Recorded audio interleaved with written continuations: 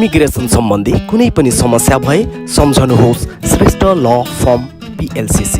श्रेष्ठ ल form PLCC आफ्नै भाषा बोल्ने अनुभवी र भरपर्दो कानुनी सल्लाहकार। 2 decades of extensive experience in US immigration law. For contact 212-625-3394 212-625-3394 Attorney Ramesh K. Shrestha।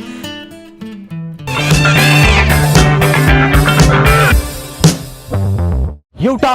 असल सोच अनि असल कदम, त्यो कदम समर्पण हुनेछ सकारात्मक परिवर्तनको लागि। नमस्कार, म हुँ बिकी बुलामी। मकै हाउस अनलाइन टेलिभिजनको यो अर्को एउटा नयाँ श्रृङ्खलामा हार्दिक स्वागत छ। आज हामी कुराकानी गर्नेछौँ TPS र अन्य इमिग्रेसन सम्बन्धी नयाँ अपडेट बारे। पछिल्लो अपडेट के भइरहेको छ त? भर्खरै हामीले केही दिन अगाडि मात्रै सुन्नमा आयो अमेरिकी सर्वोच्च अदालतबाट TPS धारीहरू, त्यो पनि गैर कानुनी रूपमा अमेरिका प्रवेश गरेकाहरूको विरुद्धमा फैसला गर्यो रे। अलराइट, हामी यिनै सेरोफेरोमा रहेर आज कुराकानी गर्नेछौँ। हामीसँग आज हुनुहुन्छ न्युयोर्कका निकै नै ख्यातिप्राप्त अधिवक्ता तथा श्रेष्ठ ल फर्म न्युयोर्कका प्रमुख अधिवक्ता रमेश कुमार श्रेष्ठ। म कार्यक्रममा स्वागत गर्न चाहन्छु अधिवक्ता रमेश कुमार श्रेष्ठज्यूलाई। रमेश सर, तपाईँलाई कार्यक्रममा स्वागत छ। नमस्कार फुलामीजी, thank you so much. You welcome. हामी एकैचोटि कार्यक्रममै प्रश्नमै प्रवेश गर्न चाहन्छु म। अमेरिकी सर्वोच्च अदालतले केही दिन अगाडि मात्र कानुनी भिसा बिना अमेरिका आएका अर्थात् सीमा पारीबाट गैर कानुनी रूपमा अमेरिका प्रवेश गरेका TPS वाहकहरूको विरुद्धमा फैसला दिएको छ। अवस्था के हुन्छ त? अर्थात् यो निर्णयले के भन्न खोजेको हो त? ओके, यसको के छ भन्दाखेरि तपाईँको चाहिँ अब सुप्रिम कोर्टले डिसिसन गरिदियो। यो चाहिँ सुरुवात कहाँबाट भयो भन्दाखेरि चाहिँ तपाईँको 9th सर्किटले चाहिँ जब TPS को चाहिँ सुरुवात भयो, यो TPS वास्तवमा धेरै पहिलादेखि नै भइरहेछ। यो 2099 देखि नै धेरै चाहिँ के अरे सेन्ट्रल अमेरिकन कन्ट्रीहरू, ल्याटिन अमेरिकन कन्ट्रीहरू, त्यस्तै अन्य कन्ट्रीहरूले चाहिँ यो चाहिँ विभिन्न दैवी प्रकोप या चाहिँ अब विभिन्न नेचुरल डिसास्टर, वार, अब विभिन्न किसिमको यस्तो अब अवस्थाहरू परे खण्डमा जुन देशले चाहिँ आफ्नो चाहिँ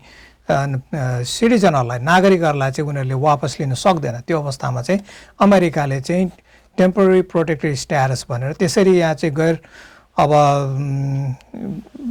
गैर किसिमले चाहिँ बसिरहेको, इलिगली बसेको अवस्था छ भने चाहिँ उहाँहरूलाई त्यसो टेम्पोररी प्रोटेक्ट दिने चलन छ।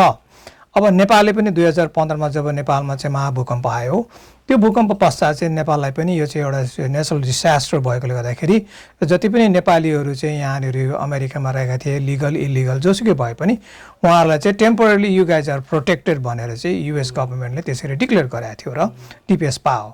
अब त्यो अवस्थामा के भने त्यस पश्चात चाहिँ 9th सर्किटमा एउटा केस गयो, त्यसलाई रामिरेज भर्सेस गभर्मेन्टको विरुद्धमा गराएको थियो र रामिरेज भर्सेस ब्राउन हो त्यो चाहिँ केसको नाम चाहिँ। त्यसमा चाहिँ 9th सर्किटले के भने खास चाहिँ रामिरेजको भनाइ के थियो भन्दाखेरि चाहिँ ऊ चाहिँ अर्ली 20s मा अमेरिका प्रवेश गर्यो, उसले चाहिँ TPS पायो त्यसपछि। अनि TPS पाएपछि ऊ चाहिँ यो सेन्ट्रल अमेरिकन कन्ट्रीको चाहिँ नागरिक हो। उसले त्यो TPS पाएपछि ऊ यहाँ बस्यो, उसको चाहिँ सिटिजनसँग बिहा भयो, बच्चाहरू भयो, अनि उसले चाहिँ उसको सिटिजन वाइफले उसलाई चाहिँ फ्यामिली पेटिसन I-130 फाइल गर्यो। फाइल गरेपछि त्यो अप्रुभ भयो, तर उसले चाहिँ ग्रिन कार्ड प्राप्त गर्नको लागि चाहिँ उसले चाहिँ USCISमा चाहिँ दिँदाखेरि चाहिँ तिमीलाई चाहिँ एडजस्ट गर्नु मिल्दैन, किनभने तिमी चाहिँ इलिगली आएकोले गर्दाखेरि चाहिँ you are not inspected and admitted. किनभने त्यो लमा के छ भने चाहिँ एडजस्टमेन्ट गर्नको लागि चाहिँ इन्सपेक्टेड एन्ड एडमिटेड र कतिपय सिचुएसनमा you have to be legal भन्ने किसिमको हुन्छ।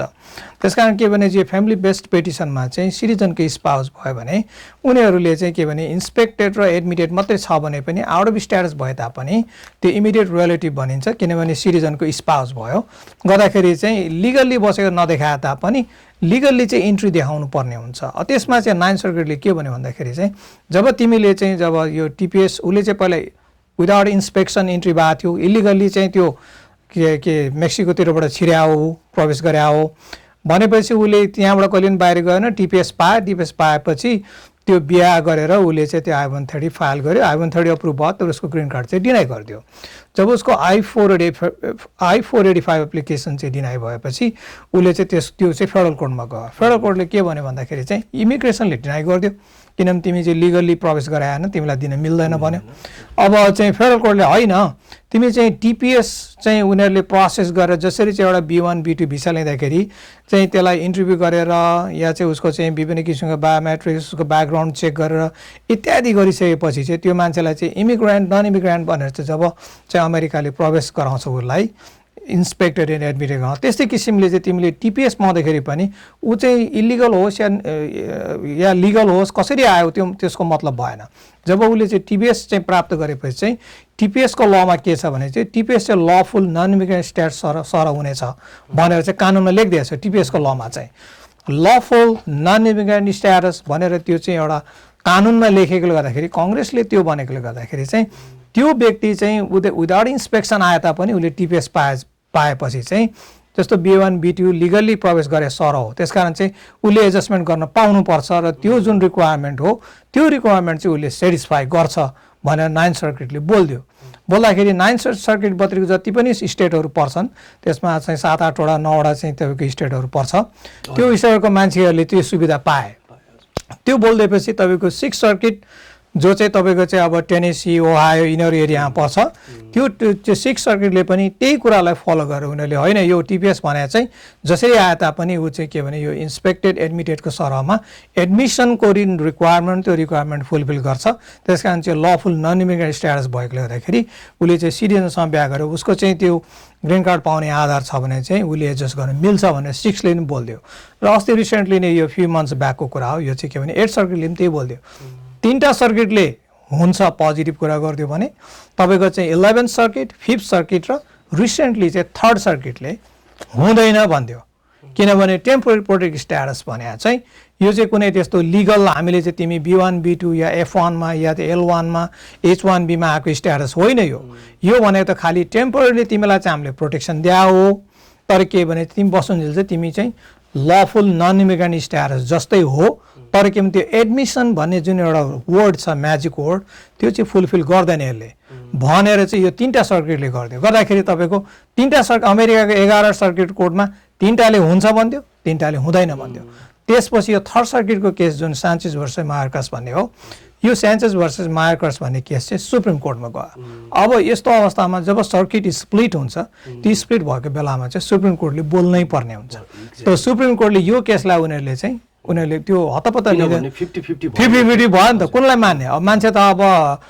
फ्लोरिडाको मान्छे जाने भयो क्यालिफोर्निया, किनभने त्यहाँनिर चाहिँ ग्रिन कार्ड पाइन्छ अरे भनेर कुद्ने भयो त्यहाँ होइन हो। यो किसिमको एउटा चाहिँ सर्किट कम्पिटिसन भएपछि या कन्फ्लिक्टिङ तपाईँको चाहिँ डिसिजन आएपछि चाहिँ सुप्रिम कोर्टले चाहिँ अब को चाहिँ राइट को चाहिँ रङ भनेर उसले बोलिदिनु पर्ने भएकोले त्यसको जुन सर्सियोरी भन्ने एउटा रिट हुन्छ त्यो चाहिँ उनीहरूले एक्सेप्ट गरेर त्यसपछि चाहिँ त्यसमा डिसिजन भयो। यो कहिले भन्दाखेरि अस्ति भर्खरै तपाईँको जुन यो सोमबार तपाईँको जुन 7मा डिसिजन के गरिदियो भन्दाखेरि चाहिँ यो वास्तवमा चाहिँ टेम्पोररी प्रोटेक्टेड स्ट्याटस भनेको यो टेम्पोररीली चाहिँ कुनै मान्छे इलिगली आएपछि उसलाई हामीले प्रोटेक्सन मात्रै दियो, उसलाई त्यो उसको कन्ट्रीमा नफर्कायो। किन भन्दाखेरि चाहिँ उसलाई चाहिँ त्यहाँ विभिन्न किसिमका हार्म वेबाट या चाहिँ नेचुरल डिसास्टर होस् कि वार होस् कि विभिन्न किसिमको कन्फ्लिक्टको कारणले हो कि त्यो विभिन्न कारणले गर्दाखेरि उसलाई समस्या हुन्छ र त्यो कन्ट्रीले उसलाई एक्सेप्ट गर्ने उसलाई टेक केयर गर्न सक्दैन। सर एउटा सानो अलिकति बुझ्ने भाषामा विशेष गरी अहिले हामी यो जति पनि कार्यक्रम जति पनि इन्फर्मेटिभ कुराहरू हामी दिइरहेका छौँ, हामीले विशेष नेपाली कम्युनिटीलाई नै केन्द्रित गरिरहेका छौँ। हजुर। अनि धेरै मान्छेहरू तपाईँको गैर कानुनी रूपमा मेक्सिको हुँदै पनि प्रवेश गरेका छन्। हामी उनीहरूमध्ये धेरैले टिपिएस पनि लिएका छन्, असाइलम पनि छ, तर टिपिएसबाट पनि आफूलाई प्रोटेक्सन गर्न चाहिरहेका छन्। उनीहरूको हकमा यसले त ठाडै असर गर्ने भयो नि होइन? यसले ठाडै असर गर्ने भयो। अब कस्तो छ भने चाहिँ तपाईँको टिपिएस चाहिँ अब जस्तो अब मेक्सिकोबाट प्रवेश गर्नुभयो, जसरी त्यो यो सान्चेज भन्ने मान्छे चाहिँ मेक्सिकोबाट प्रवेश गरेर उसले चाहिँ टिपिएस पाएर चाहिँ अनि बिहाबाट चाहिँ उसले कागज बनाउन खोजेको थियो। त्यस्तै किसिमले अब यो कसरी यसले हर्ट गर्छ भने तपाईँको 9th सर्किटले चाहिँ खालि यो इम्प्लोइमेन्ट के अरे फ्यामिली बेस्ड पेटिसनलाई मात्रै होइन कि तपाईँको चाहिँ इम्प्लोइमेन्ट बेस्ड, त्यो भनेको चाहिँ रोजगारको आधारमा, जसलाई हामीले चाहिँ इबी केसहरू भन्छौँ, इम्प्लोइमेन्ट बेस्डको आधारमा स्पोन्सरको आधारमा पाउने केसहरूमा पनि चाहिँ तपाईँको चाहिँ त्यो टिपिएस छ भने पहिला इलिगल भए तापनि पहिला आएर ऊ चाहिँ B1 B2 मा आयो, B1 B2 मा आएपछि उसको भिसा सिद्धियो, 2-4 वर्ष ऊ इलिगली बसिरहेछ, तर पछि टिपिएस आएपछि उसले टिपिएस पायो। त्यस्तो अवस्थामा पनि हामीले फाइट गरेर चाहिँ त्यसमा पनि केसहरू चाहिँ एडजस्ट भएको थियो। तर अब त्यस्तो व्यक्तिहरू खालि के भने बोर्डर क्रस गरेर आउने मात्रै होइन कि तपाईँको चाहिँ लिगल्ली आएर इलिगल भएर टिपिएस प्राप्त गर्नुभएको छ भने उहाँहरूको चाहिँ त्यस्तो किसिमको रोजगारबाट या चाहिँ अब भनौँ न अन्य किसिमबाट चाहिँ कागज उहाँहरूलाई असर पर्छ। तर डिफ्रेन्स के छ भन्दाखेरि अहिलेको जुन यो तपाईँको चाहिँ सान्चेज भर्सेस मेयरक्रसले चाहिँ के चाहिँ एउटा डिस्टिङसन के गर्छ भने चाहिँ जो लिगल्ली आएर टिपिएस पाएको छ उनीहरूले स्ट्याटस बिगारेको छैन भने उनीहरूलाई के मतलब भएन। जस्तो फर इक्जाम्पल भन्नुहोस् तपाईँको F1 मा आउनुभयो, F1 मा आउनुभयो, आएपछि अनि पढ्दा पढ्दै कानुनी रूपमा भिसा लिएर आउनुभयो, F1 भनेको स्टुडेन्ट भिसामा आउनुभयो, आएपछि तपाईँको त्यो 2015 मा हाम्रो टिपिएस आयो, उहाँले के भने F1 मा पढ्दा पढ्दै टिपिएस गर्नुभयो भने उहाँको लागि कुनै समस्या छैन। उहाँले चाहिँ इम्प्लोइमेन्ट बेस्डबाट पनि गर्न सक्नुहुन्छ, उहाँले चाहिँ म्यारिज बेस्ड पनि गर्न सक्नुहुन्छ, फ्यामिली पेटिसन पनि फाइल गर्न सक्नुहुन्छ। उहाँलाई समस्या भयो भने अहिलेको यो सुप्रिम कोर्ट डिसिसनले पनि केही पनि सोध्दैन। अब कुरा आयो के भन्दाखेरि चाहिँ तपाईँको तल बोर्डर क्रस गरेर आयो तर उसले चाहिँ टिपिएस पायो, तल बोर्डर क्रस गरेर आउँदाखेरि उसको कुनै उसलाई पक्राउ पनि खाएन, उसलाई थुनेर पनि केही पनि गरेन। ऊ चाहिँ यहाँ प्रवेश गरेर आएपछि ऊ त्यतिकै लुकेर बसेको थियो। 2015 मा टिपिएस आएपछि उसले टिपिएस प्राप्त गर्यो। त्यो अवस्थामा चाहिँ त्यो व्यक्तिलाई चाहिँ यो तपाईँको अहिलेको यो जुन 7 को जुन सुप्रिम कोर्टको डिसिजन छ यसले चाहिँ एकदमै आघात पुर्याएको छ। किनभने अब उसले टिपिएस स्ट्याटसमा भए तापनि बिचमा चाहिँ उसले एडभान्सबाट लिएर गएर आए तापनि के हुन्छ भन्दाखेरि चाहिँ उसले एडजस्टमेन्ट गर्नको लागि चाहिँ तपाईँलाई गाह्रो हुन्छ। अब यसमा फेरि के छ भने चाहिँ अब म्यारिज केसमा चाहिँ जस्तो तपाईँको एडभान्सबाट लिएर गएर आएछ भने चाहिँ 2019 भन्दा अगाडि गएको मान्छेहरूलाई चाहिँ समस्या छैन। फेरि 2019 भन्दा पछाडि चाहिँ उनीहरू आएको, त्यसमा सर्टेन अरू पनि लहरू छ। त्यो चाहिँ अब कुनै अब दर्शकहरूले हेरिरहनु भएको छ भने आफ्नो लयरसँग या भने कोही जान्ने लयर कहाँ गएर चाहिँ कन्सल्टेसन गरे हुन्छ। तर के भने अहिलेको जुन सुप्रिम कोर्टले चाहिँ खास कसलाई चाहिँ इम्प्याक्ट गर्यो भन्दाखेरि जो चाहिँ इलिगली प्रवेश गरे, कुनै पनि अरूको केही पनि थिएन, त्यसपछि टिपिएस प्राप्त गरेर चाहिँ बिहाबाट चाहिँ केस गर्ने हो भने चाहिँ उहाँहरूलाई असर परेको छ अघि। तर के भने चाहिँ जस्तो कोही भिसा लिएर आउनुभयो, इलिगल हुनुभयो, टिपिएस पाउनुभयो, पछि चाहिँ बिहा गर्नुभयो भने उहाँहरूलाई यो चाहिँदैन, असर गर्दैन। किनभने उनीहरू त पहिल्यै इन्सपेक्टेड एडमिटेड हो, पहिल्यै भिसा लिएर प्रवेश गरेर खालि उनीहरू के भने आउट अफ स्ट्याटस मात्रै भयो, अनडकुमेन्ट भएर मात्रै बस्या हो। त्यसकारण एडमिटेडहरूको हकले केही असर केही पनि गर्दैन। उहाँहरूले फ्यामिली पेटिसन गर्ने हो भने चाहिँ, तर उहाँहरूले चाहिँ एउटा अर्को एउटा प्रश्न राखेँ, जस्तो तल्लोबाट आउनेहरू भनौँ गैर कानुनी रूपमा प्रवेश गरेका 2015 भन्दा अगाडिको कुरा थियो होइन। जस्तो टिपिएस बाहक भनेको 2015 जुन नेपालमा महाभूकम्प गयो त्यस पश्चात चाहिँ नेपालीहरूलाई चाहिँ एउटा भनौँ न सुरक्षाको लागि चाहिँ प्रदान गरिएको एउटा प्रोटेक्सन होइन। हजुर, त्यो मान्छेहरू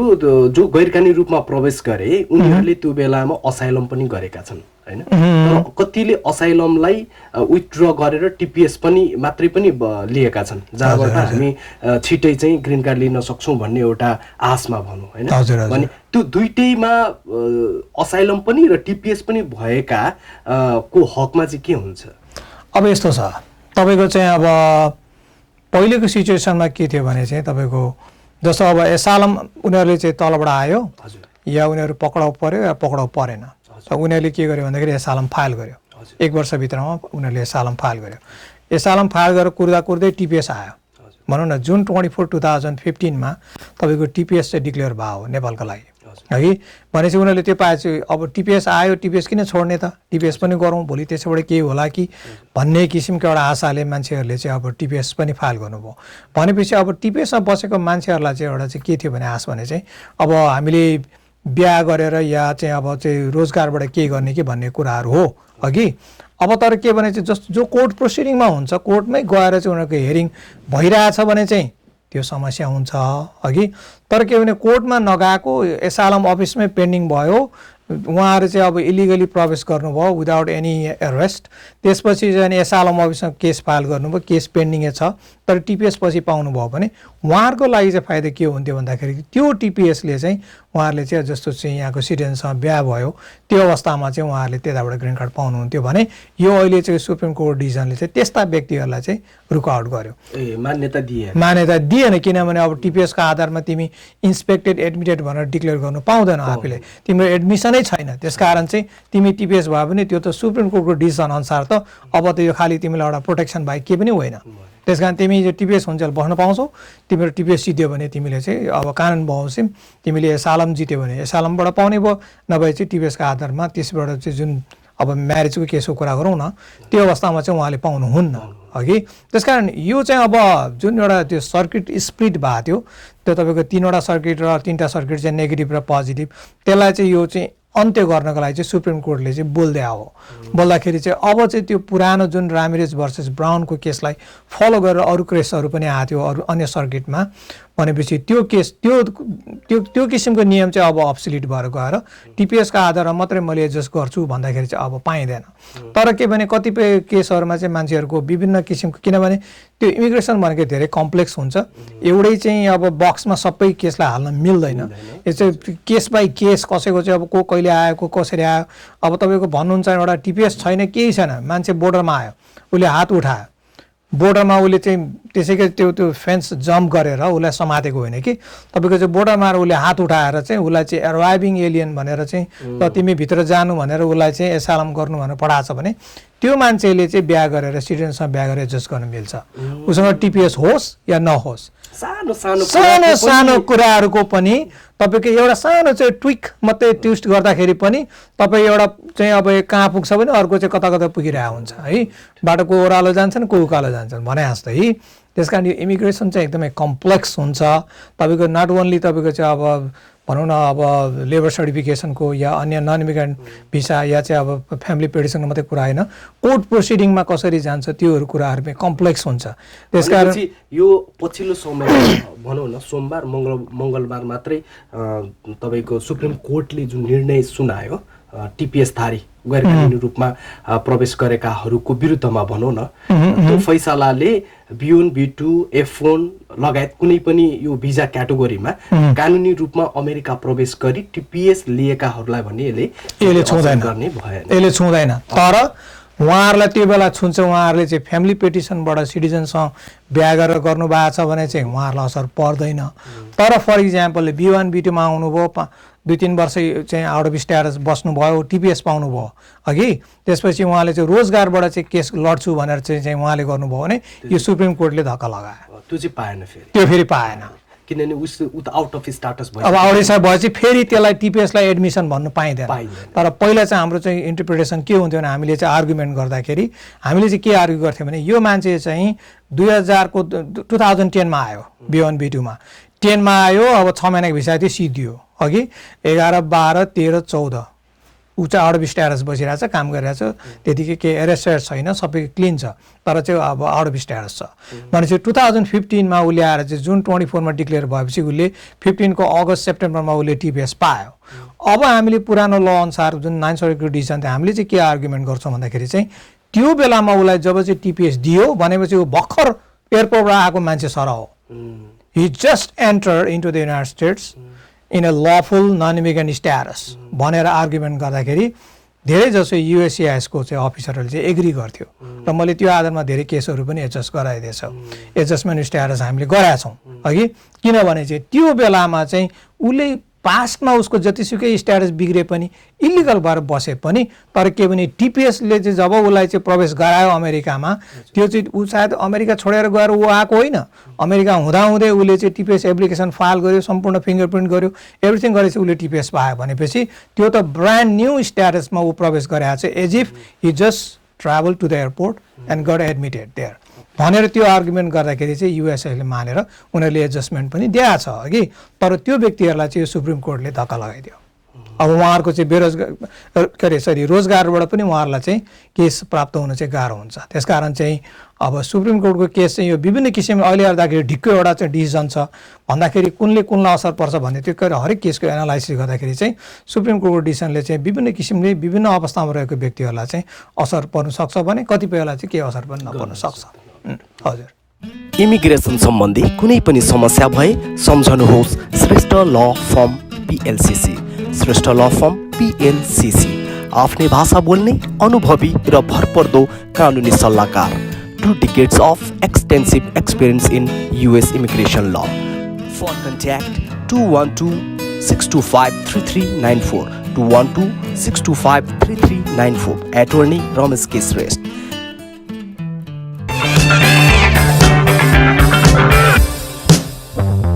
एउटा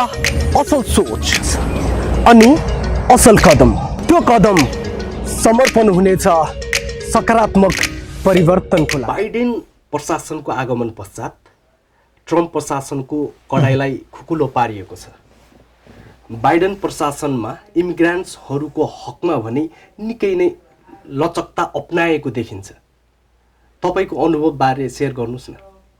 अब तपाईले यो एकदमै समसामयिक प्रश्न गर्नुभयो फुलामीजी, त्यसको लागि धन्यवाद। के छ भने चाहिँ अब यो ट्रम्प एडमिनिस्ट्रेसनले यो 4 वर्ष गत 4 वर्षमा चाहिँ उसले सिस्टमेटिकली कसरी चाहिँ लिगल इलिगल, हामीले एउटा के पनि भन्यो अरे इन्भिजिबल बार पनि भन्यौँ क्या, इन्भिजिबल बोर्डर पनि भन्यौँ। भिजिबल बोर्डर चाहिँ तपाईँको चाहिँ त्यो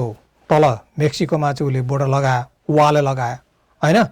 हो, त्यो लगायो भने चाहिँ इन्भिजिबल वाल भने चाहिँ तपाईँको कसरी लिगल इमिग्रेसनलाई कर्टेल गर्ने, कसरी चाहिँ अब इलिगल इमिग्रेसनलाई त छिर्नै नदिने, छिर्यो भने पनि मेक्सिकोमा गएर कुरेर बस्छ भनेर चाहिँ के अरे एसालम एप्लिकेन्ट्सहरूलाई पनि उसले चाहिँ ब्लक गर्ने, डिस्करेज गर्ने, विभिन्न कन्ट्रीहरूलाई चाहिँ इन्ट्री नदिने, मुस्लिम ब्यानदेखि लिएर अन्य किसिमको ब्यानहरू उसले लगायो। यो अब एकदमै अपहिबल थियो क्या। त्यति बेलाको समयमा कस्तो थियो भने तपाईँको एभ्री अदर डे हामीले चाहिँ उठेर हेर्दाखेरि चाहिँ नयाँ ल आएर हुन्थ्यो। त्यो नयाँ लमा चाहिँ अब हिजो यस्तो थियो, त्यो अबदेखि लागू नहुने नयाँ ल। अब तपाईँको चाहिँ लिगलमा पनि तपाईँको जस्तो फर इक्जाम्पल अब H1B भन्ने भिसा चाहिँ एकदमै पपुलर छ। यो स्पेसली चाहिँ यो एजुकेटेड स्पेसलिटी अकुपेसन भन्छ। तपाईँको मिनिमम ब्याचलर्स डिग्री चाहिँ गरे आउनु, US ब्याचलर्स डिग्री गरेको मान्छेहरूले, प्रोफेसनलहरू जस्तो आइटीको भयो, इन्जिनियर, डक्टर, सिनियर सबैले चाहिँ या एकाउन्टेन्ट्स यस्तोहरूको चाहिँ एउटा अब पोजिसनहरूमा चाहिँ काम गर्नलाई स्पेसली चाहिँ तपाईँको कलेजबाट युनिभर्सिटीबाट निस्केपछि फरेनर्सहरूले चाहिँ एकदमै एट्र्याक्टिभ 6 इयर्ससम्म चाहिँ त्यो स्टेजमा बस्न पाइन्छ र त्यसैबाट ग्रिन कार्डको लागि पनि प्रोसेस गर्न मिल्छ। त्यसमा चाहिँ उसले यति अट्याक गरे कि त्यसलाई चाहिँ अब बाई अमेरिकन हायर अमेरिकन भनेर प्रोक्लामेसन डिक्लेयर गरिदिएर उसले के गरिदियो भन्दाखेरि चाहिँ यो बाई अमेरिकन र हायर अमेरिकन हो, त्यस कारण यो H1B भनेको चाहिँ हायर फरेनर भएकोले गर्दाखेरि यसलाई चाहिँ हामीले कर्टेल गर्नै पर्छ। यसलाई सिस्टमेटिकली कसरी यसलाई चाहिँ डिसमेन्टल गर्ने हो, यो H1B भन्ने जुन एउटा चाहिँ यो सिस्टम छ, जसरी चाहिँ अब यहाँको अमेरिकन वर्कर्सलाई डिस्प्लेस गर्ने, अमेरिकन वर्कर्सहरूको चाहिँ जुन स्यालेरी एउटा चाहिँ स्ट्यान्डर्ड अफ लिभिङ छ त्यसलाई लो गर्ने, किनभने विदेशीहरूले त सस्तोमा काम गर्न चाहन्छ। अब तपाईँको बढी काम गर्ने सस्तोमा गर्ने, त्यो भएपछि अमेरिकन कम्पनीहरूले के गर्छ, विदेशीलाई H1B उनीहरूलाई चाहिँ बढी मनपर्छ, किनभने उनीहरूले कुनै बार्गेन पनि गर्दैन, कुनै कम्प्लेन पनि गर्दैन, काम पनि धेरै गर्छ, राम्रो पनि गर्छ, किनभने दे आर ट्यालेन्टेड अघि। यो गर्दाखेरि चाहिँ उसले ट्रम्पले के गर्यो भन्दाखेरि बाई अमेरिकन हायर अमेरिकन हुनुपर्छ भनेर फर्स्ट यो चाहिँ के भने तपाईँको चाहिँ लिगल इमिग्रेसनलाई अट्याक गर्यो। अब स्टुडेन्ट भिसाहरू पनि एकदम कर्टल गर्यो उसले, आउन नदिने, विभिन्न किसिमको अब त्यसो नेसनल सेक्युरिटी कुराहरू लगाएर पनि, जस्तो स्पेसली चाइनाको केसमा भन्यो भने चाइनिज स्टुडेन्ट लाउनलाई उसले एकदमै चाहिँ बाधा गरेको थियो है। यो भयो तपाईँको चाहिँ ट्रम्पको कुरो। अब इलिगल कुरामा त बोर्डरमा वाल लगाएको त सबैलाई थाहा चाहिन्छ, सबैले देखाएको छ। त्यस्तै किसिमले छिर्दाखेरि पनि पहिला एसालम तपाईँको ओबामाको टाइममा एसालम भनेर चाहिँ मलाई चाहिँ फियर अफ पर्सिक्युसन छ, मलाई चाहिँ जीजानको खतरा छ भनेर उहाँहरूले चाहिँ एसालम एप्लाई गर्ने बेलामा चाहिँ ट्रम्प प्रशासनले के गर्यो भने तपाईँको त्यो बेला MPP भन्छ, माइग्रेसन प्रोटेक्सन प्रोटोकल भन्ने एउटा चाहिँ पोलिसीले क्रिएट गर्यो। त्यो प्रोग्रामले के गर्छ भने तब तलबाट आएर चाहिँ तपाईँको बोर्डरमा चाहिँ म एसालम गर्न चाहन्छु, मेरो जीवजान खतरा छ भनेर उसले हात उठायो भने उसलाई चाहिँ त्यहाँ नाम दर्ता गर्ने अनि मेक्सिकोमा गएर बस्ने, वेट इन मेक्सिको पनि त्यसको अर्को चाहिँ अब एउटा त्यसो बोलीचालीको नाम चाहिँ मानवीयताको जुन त्यो स्वतन्त्रता भन्दा धेरै बाहिरको कुरा हो, धेरै बाहिरको। त्यो त के भने एउटा खालि के भने चाहिँ तिमीहरू चाहिँ ठिकै छ, तिमीहरूलाई अब कानुन त चेन्ज गर्न सक्दैन, एसालम ल त उसले चाहिँ त्यो त कङ्ग्रेसले पास गर्ने हो, तर के भने एक्जिक्युटिभ बडीले त खालि के भने चाहिँ विभिन्न प्रोक्लामेसन र चाहिँ रेगुलेसन बनाउने मात्रै हो। त्यसले गर्दाखेरि उसले के गर्दाखेरि चाहिँ MPP चाहिँ इन्ट्रोड्युस गरेर वेट इन मेक्सिको भन्ने चाहिँ पोलिसी गरेर हजारौँ सङ्ख्यामा मान्छेहरू चाहिँ मेक्सिकोमा वेट गर्ने अनि पालो पालो त्यहाँ चाहिँ बोलाएपछि जाने भनेर अब अहिले चाहिँ बाइडेनले अब यो भयो ट्रम्पको कुरो र धेरै मान्छेहरू चाहिँ हाम्रै नेपाली भेगको या हाम्रो साउथ एसियन कन्ट्रीको मान्छेहरू पनि के भन्दाखेरि त्यो बन्डभित्र आएर चाहिँ उनीहरूलाई डिटेन्सनमा राखे अमेरिकैमा पनि डिटेन्सनमा राखे तापनि उनीहरूलाई चाहिँ निस्किनको लागि यति गाह्रो कि तपाईँ कि त पहिला क्रेडिबल फेरि नेगेटिभ त्यसपछि बन्ड पाउनुको लागि पनि एकदम जजहरू पनि उनीहरूले आफ्नै किसिमको त्यो होल बोर्डरमा तपाईँको तल चाहिँ क्यालिफोर्निया टेक्सस जति पनि यो बोर्डर एरिया छ जहाँ बन्ड गर्नुपर्ने हुन्छ त्यो सबै चाहिँ अलिकति चाहिँ अब अमेरिका फर्स्ट भन्ने किसिमको इमिग्रेसन जजहरू राखेर गर्दाखेरि बन्ड लिनलाई भयङ्कर गाह्रो भयो गर्दाखेरि भित्रै जेलमै लडेर जितेर मात्रै निस्किनु पाउने अब जित्नु भनेको इट्स भेरी हार्ड किनभने त्यहाँ प्रायः जस्तो त्यो एकहोरो चाहिँ हेरिङ हुन्छ इमिग्रेसन हेरिङहरू कोर्ट प्रोसिडिङको हेरिङहरू एकदमै टफ हुन्छ त्यसकारण त्यहाँ जित्ने भनेको तपाईँको चाहिँ अब मेरो हिसाबले भन्यो भने नट इभन 1%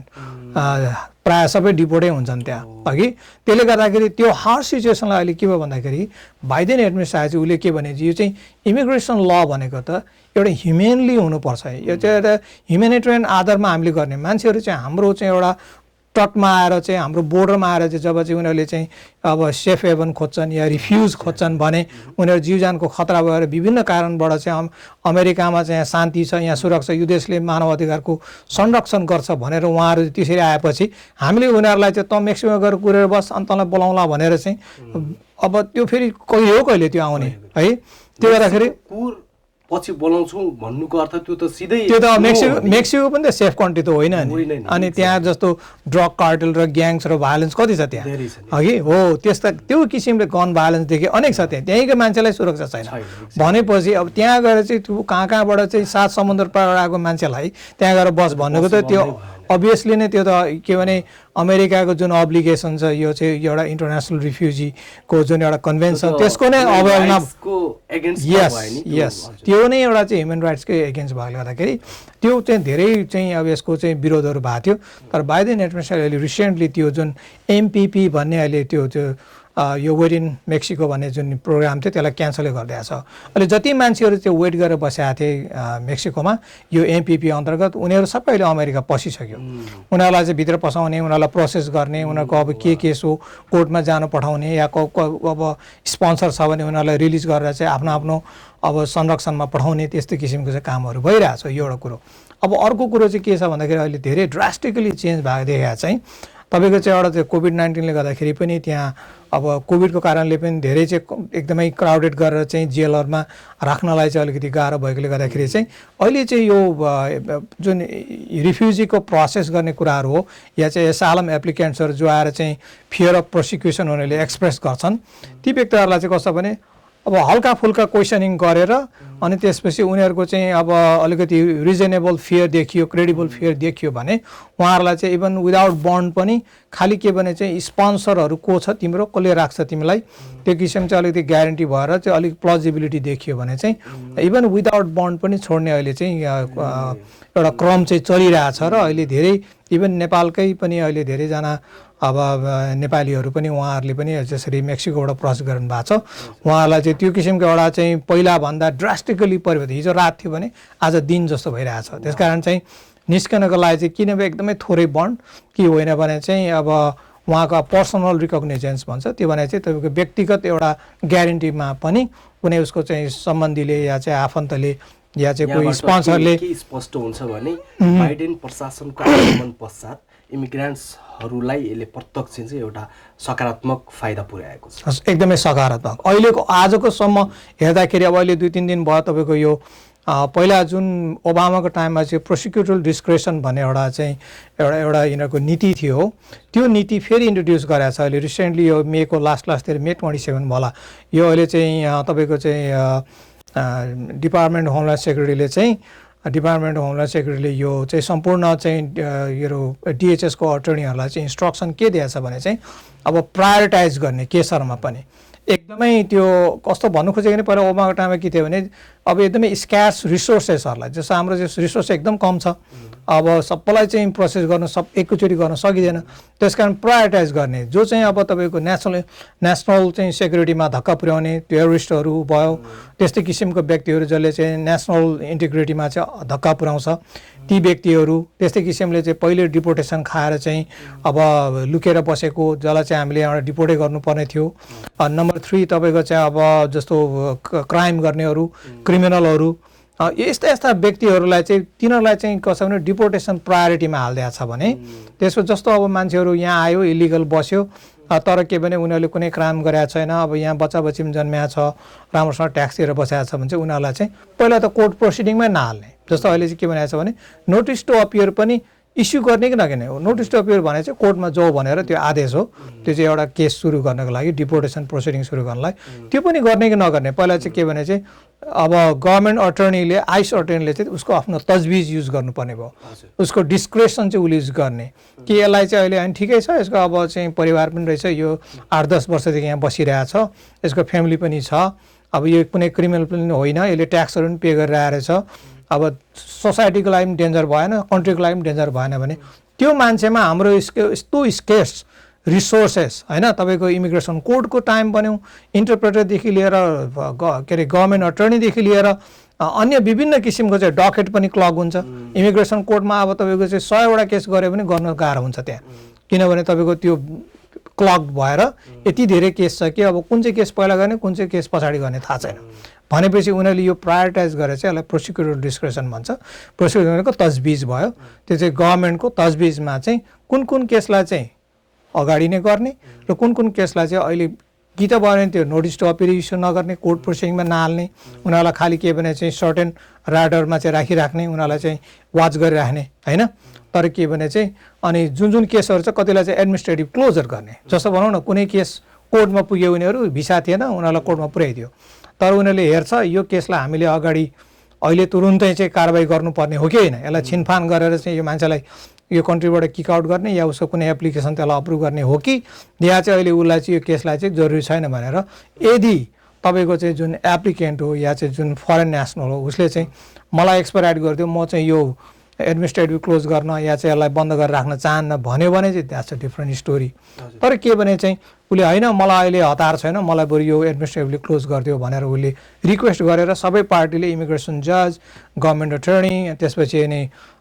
एलियनको अटर्नी सबैले चाहिँ त्यो किसिमको चाहिँ एग्रिमेन्ट भयो भने चाहिँ केसलाई चाहिँ क्लोज गरेर बरु अरू प्रायोरिटी केसहरूलाई चाहिँ अगाडि बढाउने र चाहिँ त्यो जुन केसहरू चाहिँ प्रायोरिटीमा पर्दैन उहाँहरूलाई चाहिँ अनि बिस्तारै चाहिँ एडमिनिस्ट्रेटिभ क्लोज गरेर थन्काएर राख्ने भन्ने किसिमको यो पनि कुरा आएको छ जबकि यो चाहिँ ओबामाको टाइममा थियो ट्रम्प आउने ट्रम्पले सबै क्यान्सल गरिदियो उसले चाहिँ कि यु विन अर लुज भन्ने किसिममा गयो भने अहिले आएर चाहिँ गभर्मेन्ट लयरहरूले चाहिँ हेर्ने र कुन केसलाई अगाडि बढाउने कुन केसलाई अगाडि नबढाउने त्यसरी चाहिँ प्रायोरिटाइज गर्यो भने जरुरी केसहरूलाई चाहिँ हामीले छिनफान गर्न सक्छौँ क्रिमिनलहरूलाई तुरुन्त हामीले चाहिँ किक आउट गर्न सक्छौँ भन्ने चाहिँ अहिले गभर्मेन्टको यस्तो किसिमको लचिलोपना आएको छ यो कुरा आज चाहिँ यो तपाईँको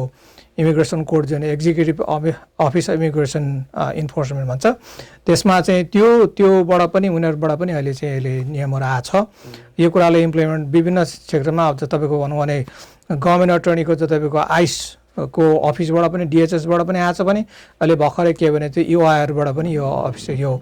इमिग्रेसन रिभ्यू भन्छ तपाईँको इमिग्रेसन कोड जति पनि पर्छ त्यसबाट पनि अहिले भर्खरै एउटा मेमो आएको छ त्यो गर्दाखेरि चाहिँ अब यो चाहिँ अलिकति सफ्ट कर्नर छ भर्खरबाट छिर्नेहरूलाई पनि सहिलो भइरहेछ तर त्यो भन्दाखेरि चाहिँ अब कारबाही नगर्ने हामीले निवेदन नै पेश गर्नु नपर्ने एसालम नै लड्नु नपर्ने या अन्य किसिमको बाटोहरू नै खोज्नु नपर्ने चाहिँ होइन त्यो त खालि के भने त्यो पहिलाको जुन एउटा समस्याहरू एउटा कठिन सिचुएसन थियो त्यसलाई अलिकति सफ्ट मात्रै बनाओ बाइडेन एडमिनिस्ट्रेसनले तर के भने कानुन त्यही नै छ कसैको चाहिँ एसालम एप्लिकेसन गर्ने चाहिँ अब सिचुएसन छ भने टाइममा फाइल गर्नुपर्छ त्यसलाई त्यो अनुसारले लड्नु पनि सक्नु पऱ्यो भोलि केस पनि जित्नु सक्नु पऱ्यो त्यो भनेर चाहिँ अब फेरि होइन यो अब सबै सजिलो भयो हामीलाई त्यतिकै छोडिदियो हामी त्यसै घुमे हुन्छ भन्ने चाहिँ होइन आफ्नो कागज चाहिँ सोझ्याउनु चाहिँ पर्ने हुन्छ रमेश सर हामी कार्यक्रमको अन्त्यमा आइसकेका छौँ कार्यक्रमको अन्त्यमा अहिले धेरैजनाको जिज्ञासा के भने असाइलम गरेका धेरै असाइलमधारी के अरे वाहकहरूको अहिलेसम्म डेट आइसकेको छैन मान्छेहरूको क्युरियस के छ भने अब स्टार्ट हुने रे असाइलमको कोर्ट डेट स्टार्ट हुने रे हियरिङ डेट चाहिँ स्टार्ट हुने रे भन्ने छ तर सबैलाई यो क्युरियोसिटी चाहिँ के छ भने कहिलेबाट स्टार्ट हुन्छ कुन सालको 2015 मा असाइलम फाइल गरेकाहरूको कहिले हुने 2016 मा गरेको कहिले हुने त्यस्तै 17-18 मा गरेको कहिले हुने भन्ने छन् अब क्वेसन चाहिँ तपाईँको एकदमै राम्रो क्वेसन तर अलिकति डिफिकल्ट के छ भने चाहिँ अब इमिग्रेसन कोर्टहरू प्रायः जसो अन्य जुरिडिक्सनमा जस्तै न्युयोर्क बाहेक न्यू जर्सी भन्नुहोस्, कनेटिकट भयो, म्यासाचुसेट्स भयो, क्यालिफोर्निया साइडमा, अब मिड वेस्टमा सबै ठाउँमा चाहिँ इमिग्रेसन कोर्टहरू खुल्ला छ। तर उनीहरूले चाहिँ यो कोभिड-19ले गर्दाखेरि चाहिँ फुल फ्लेजमा चाहिँ छैन, अलिअलि गर्ने, कति टेलिफोनिक गर्ने त्यस्तो किसिमको चाहिँ परिपाटीमा चलिरहेछ। अहिले पनि मैले अब 2-4 केसहरू बाहिर गर्दाखेरि टेलिफोनबाटै पनि उनीहरूले चाहिँ मलाई चाहिँ पर्मिसन दिएर जानु पर्दैन, वहाँ टेलिफोनबाटै किसिमको चाहिँ हामीले चाहिँ इभन मास्टर मात्रै होइन इन्डिभिजुअल हियरिङहरू पनि गरिरहेछौँ। अब न्युयोर्कको कुरामा के छ भने न्युयोर्कको कोर्ट चाहिँ मार्च 18, 2020मा जब न्युयोर्क लकडाउन भयो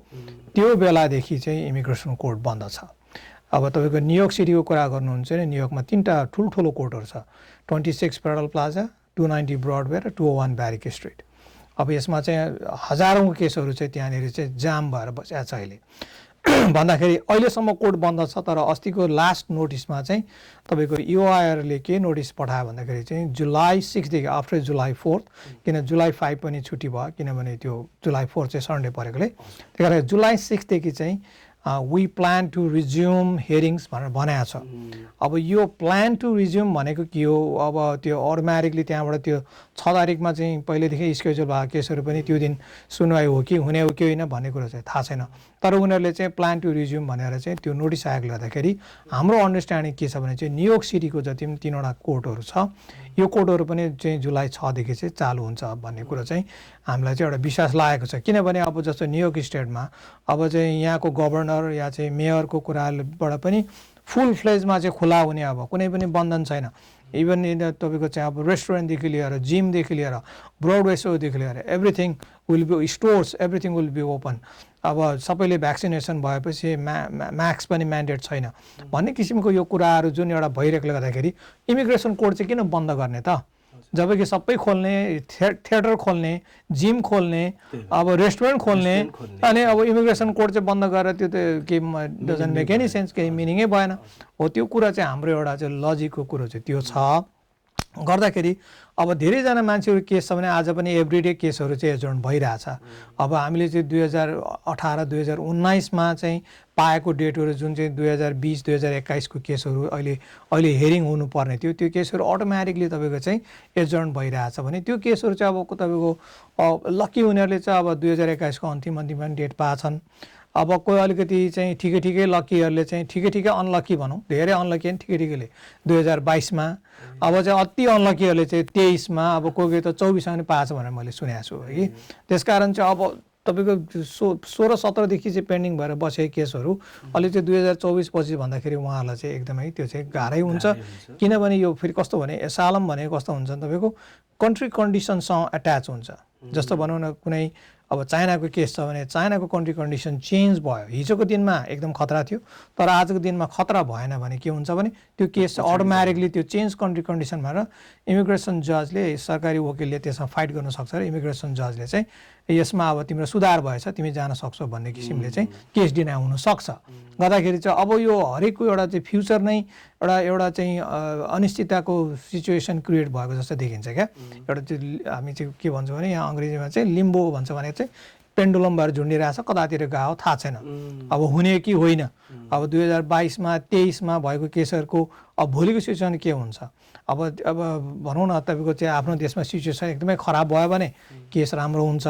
तर के भने सिचुएसन चाहिँ सुधार भयो भने चाहिँ उनीहरूले के गर्छन्, ल तिम्रो देशमा सबै शान्ति छ, सबै राम्रो छ, अब तिमीलाई हिजो चाहिँ खतरा थियो, हिजो तिमीलाई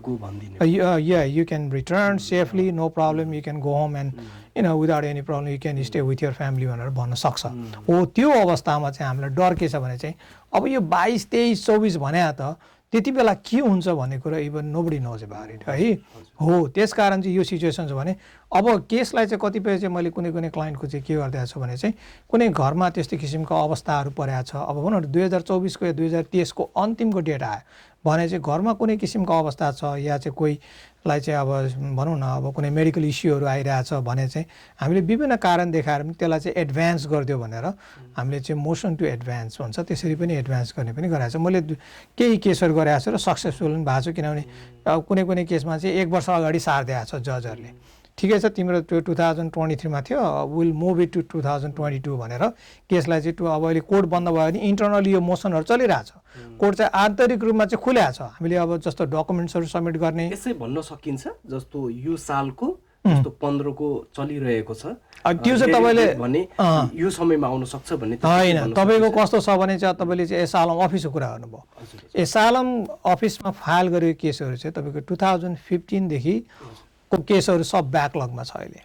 अब एसालम अफिस भनेको इमिग्रेसन कोर्ट होइन फेरि त्यो चाहिँ तर एसालम अफिस त अहिले पनि खुल्ला छ तर उनीहरूले फुल फेजमा मान्छे बोलाइरहेको छैन कतिपय त्यो 2020 मा फाइल गरेको 21 मा फाइल गरेको मान्छेहरूले पनि अहिले चाहिँ इन्टरभ्यू चाहिँ फाटाफुटा पाइरहेछन् तर 2015 मा 16 मा फाइल गर्ने मान्छेहरूले इन्टरभ्यू पाएको छैनन् गर्दाखेरि उनीहरूको हियरिङ कहिले हुन्छ या इन्टरभ्यू कहिले हुन्छ भन्ने कुरो अब उनीहरूलाई नै थाहा छैन अफिसरहरूलाई नै थाहा छैन अब हामीले यसै भन्न पनि सकिएन किनभने हामीले कुनै त्यस्तो सिचुएसन पर्यो हार्डसिप पर्यो इन्टरभ्यू चाहिँ सेट गरिदियो भनेर चिठी पठायो भने उनीहरूको स्ट्यान्डर्ड एउटा छ हामीसँग 5,000 8,000 कति 800,000 नट 5,000 500,000 or 800,000 केसहरू चाहिँ अब हाम्रो चाहिँ ब्याकलगमा छ त्यसकारण चाहिँ it's hard for us to भनेर त्यस्तो किसिमको एउटा चाहिँ उनीहरूको टेम्प्लेट एउटा लेटर छ त्यो चाहिँ हालिदिन्छ उनीहरूले अहिले चाहिँ तिमी चुप लाएर बस भनेर पनि हालिदिने गरेको छ त्यसकारण चाहिँ अब 2015 16 17 18 देखि फाइल भएको 19 20 को केसहरू सब ब्याकलगमा परेको चाहिँ कुन बेला इन्टरभ्यू आउँछ भने थाहा छैन तर पाट्टपुट्ट चाहिँ आएछ तर त्यो एकदमै नोमिनल त्यो भनेको अब नआएको सरह हो क्या फेरि के भने ट्रम्पले चाहिँ 2018 जनवरीदेखि के नियम गरिदियो भने लास्ट कम फर्स्ट आउट गरिदिएको थियो त्यो लास्ट कम फर्स्ट आउट गरिदिएपछि चाहिँ अहिले 18 पछाडि केसहरू चाहिँ यो लाइफोमा पर्यो लास्ट कम फर्स्ट आउट है गर्दाखेरि चाहिँ उनीहरूलाई चाहिँ अब बोलाउँछ कि भन्ने आशा चाहिँ छ तर तिनीहरूलाई पनि बोलाएको छैन अब तपाईँको 17 सम्म फाइल भएको जुन चाहिँ 15 देखि 17 सम्म फाइल गरेको केसहरू छ त्यो केसहरू त अहिले टोटल्ली ज्याम भएर बसेको छ कहिले इन्टरभ्यू आउँछ भन्ने कुरा चाहिँ अब कसैलाई पनि थाहा छैन अब हामीले केही भन्यौँ भने त्यो एउटा के भने गेस मात्रै हुन्छ त्यसकारण चाहिँ अब खालि वेट गर्ने हेर्ने अब मेरो विचारमा चाहिँ उनीहरूले इन्टरनली चाहिँ they are working on it अब डिएचएसको चाहिँ सालम सेक्सनको मान्छेहरू पनि उनीहरूले काम गरिरहेछ यतिका केस चाहिँ ब्याकलगहरू बसेको छ त्यस्तै किसिमको कोर्टमा पनि यतिका ब्याकलग छ अब अहिले यहाँ न्युयोर्कमा मात्रै तपाईँको चाहिँ अलमोस्ट 35 न्यू जजेस हायर्ड बुझ्नुभयो नि त भनेपछि झन्डै 35 जना नयाँ जजहरू चाहिँ हायर गरेको छ अहिले यो न्युयोर्क सिटीको लागि मात्रै भनेपछि तपाईँको त्यो जम्मै नयाँ जज हो पुरानो जजहरू त केही चाहिँ रिटायर लिएर गए तिनीहरू तर स्टिल पुरानो जजहरू पनि छ भने नयाँ जजहरू पनि थपिएको छ भन्दाखेरि यिनीहरू चाहिँ फुल फ्लेजमा चाहिँ अब यो अहिले जुन यो प्रोसिक्युटर डिस्क्रेसन भन्ने आयो त्यसले चाहिँ अब चाहिँ तपाईँको चाहिँ इन्फोर्समेन्ट प्रायोरिटीमा नपरेको केसहरूलाई चाहिँ उनीहरूले चाहिँ थन्काएर राख्ने त्यसपछि इन्फोर्समेन्ट प्रायोरिटीमा परेको जति पनि क्रिमिनलदेखि भयो नेसनल सेक्युरिटीको चाहिँ त्यसमा अब अलिकति धक्का पर्ने केसहरू भयो त्यस्तोहरूलाई र अन्य त्यस्तो प्रायोरिटीमा पर्ने केसहरूलाई चाहिँ उनीहरूलाई चाहिँ किक आउट गर्नलाई केस अगाडि बढाउँछन् तर कति बेला चाहिँ उनीहरू नचाहिने केसहरूलाई चाहिँ थन्काएर जो चाहिँ एसालम गर्ने एउटा प्योरली चाहिँ जसले चाहिँ अब ग्रिन कार्डलाई प्रस्यु गर्ने हो उहाँहरूको केस चाहिँ हामीलाई गरिदियो भने चाहिँ अगाडि बढ्ला भने चाहिँ जुन ओबामाको टाइममा यो सिस्टम थियो त्यो आउँछ भन्ने चाहिँ लागेको छ मलाई त्यसकारण के भने अहिले यो एसालम कन्ट्रिजमा चाहिँ it's very hard to say केसहरू जस्तो न्यू जर्सीमा तपाईँको केसहरू अहिले त्यहाँ चाहिँ तपाईँको आई वुड से मेबी 10% मात्रै केस भइरहेछ कोर्ट चाहिँ खुला छ तपाईँको त्यो लकडाउन खुलेपछि तिनीहरू खुल्या हो तर केस गरेको खण्डमा चाहिँ भन्ने हो भने अब मेरै त्यहाँ 2-3वटा केस छ उनीहरूले हामीलाई मास्टर हियरिङ पनि दिएको छैन लास्ट इयरदेखि अनि मैले जति पनि उनीहरूलाई रिटर्न रिक्वेस्ट गरे पनि फोनबाट गरे पनि यु हेभ टु वेट भन्छ हामी चाहिँ एकदम यो कोभिड-19 को फेजमा छौँ हाम्रो मान्छेहरू कति काम गर्ने आएको छैन त्यस कारण तिमीले कराएर हुँदैन वी नो यो केस इज हियर भन्छ सिस्टममा हेर्छ केस त्यहीँ छ तर डेटै दिँदैन अब यस्तो किसिमको सिचुएसन चाहिँ अन्य कोर्टहरूले पनि भोगिरहेछ अब मेरो विचारमा यो कोभिडको जब भ्याक्सिनेसनबाट चाहिँ अलिकति यो कोभिडको रिलिफ बढी भएपछि इन्फेक्सन कम भएपछि होपफुली यो पनि अगाडि बढ्छ होला भन्ने मलाई आशा छ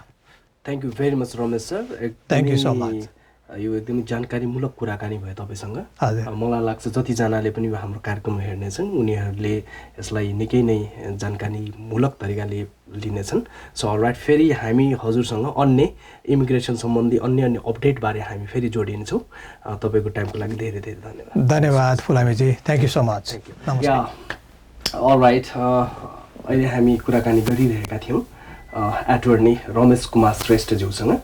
मलाई लाग्छ यो कार्यक्रम हेरिसकेपछि तपाईँले धेरै कुराको जानकारी प्राप्त गर्नु सक्नुहुनेछ। सो आजको यो एपिसोडबाट म बिकी फुलाइ पनि बिदा लिन चाहन्छु। अर्को एपिसोडमा छिटै भेट्नेछु। अलराइट, हस् त, त्यतिन्जेलसम्मको लागि नमस्ते, शुभ दिन, शुभरात्रि।